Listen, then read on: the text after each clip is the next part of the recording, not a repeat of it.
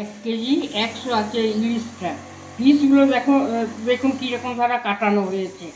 আর রেসিপিটা কী দিয়ে করব সেটা এখন আমার ঠিক হয় নাই তো, তবে করবো তো বটি। তখন আপনাদেরকে দেখাবো রেসিপিটা করার পরে তো আপনাদেরকে তখন দেখাবো কী দিয়ে করবো সেটাও তখন বলবো আর দেখাবো। এখন আমার ধোয়া হয় না, এরপর আমি ধোবো, ধুয়ে নুন হলুদ মাখাবো। তার আগে আমি আপনাদেরকে দেখিয়ে দিলাম। খেতে কীরকম হবে জানি না তো, পিসগুলো তো দারুণ হয়েছে, দেখে তো মনে হচ্ছে দারুণ হবে খেতে, খেতেও ভালো হবে, মাছও টেস্টি। মাছের রাজা ইলিশ, ইলিশ না হলে হয় জমে গরম ভাতে গরম খিচুড়িতে। এটা ইলিশ মাছ, এই ইলিশ মাছের সময় নুন হলুদ মাখানো হয়ে গেছে। এটা মাছের তেলটা নুন হলুদ মাখিয়েছি, কড়াইয়ে আমি তেল দেবো এবার, যে 1 পিস মাছ একজনের জন্য ভেজে রেখে দেবো, সে ভাজা খেতে ভালোবাসে। একটু তেল দিলাম কড়াইয়ে, তেলটা একটু হতে লাগবে। আর বাকি যেটা হবে যারা খাবে তাদের জন্য দই সর্ষে পোস্ত দিয়ে ইলিশ রান্না হবে। ইলিশ ঝালই বলুন যায়, ইলিশের সঙ্গে সর্ষে না দিলে ভালো লাগে নাকি, তার সঙ্গে একটু পোস্ত দিতে হবে, তার সঙ্গে একটু দইও দিতে হবে। আর একটা জিনিস দিলে খুবই ভালো হয়, সেটা আমার কাছে এই মুহূর্তে নেই, সেটা এখন আর বলছে নেই, যখন বলেই বা কী হবে। কিন্তু আমার এগুলো মাখানো হয়ে গেছে।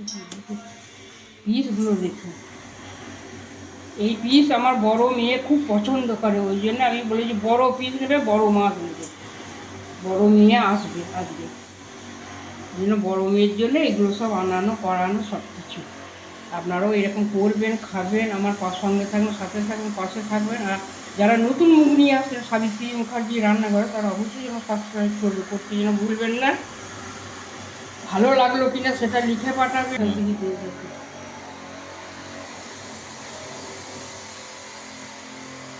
একদম কড়াই আমার তেল দেওয়া হয়ে গেছে।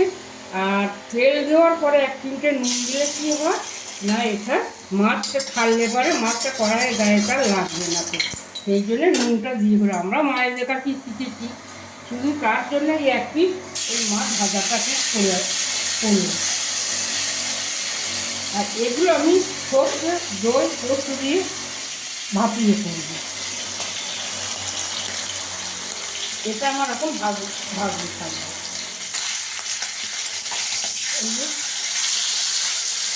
এইরকম মাছ না হলে ভাত খেয়ে দিয়ে ঘুম পড়ে।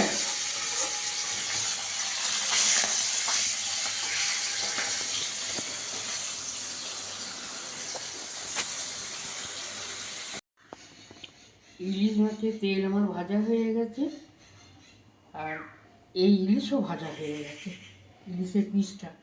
আর এদিকে ইলিশ মাছ দিয়ে যে দই সর্ষে পোস্ত দিয়ে যেটা করেছে এটাও আমার হয়ে গেছে। কালারটা দেখুন কি সুন্দর হয়েছে দেখতে। তাহলে যদি এত ভালো লাগে, ভালো হয়, খেতে কত না ভালো হবে এটা আন্দাজ করতে পারছেন। আপনারাও এইরকম ধরে করে করবেন, খাবেন, আর আমার সঙ্গে থাকবেন, সাথে থাকবেন, পাশে থাকবেন। আর যারা নতুন মুখ নিয়ে আসছেন সাবিত্রী মুখার্জি রান্না করবে, তারা অবশ্যই যেন সাবস্ক্রাইব করবে, সাবস্ক্রাইব করতে যেন ভুলবেন না। আর কেমন লাগলো সেটা লিখে পাঠাবেন।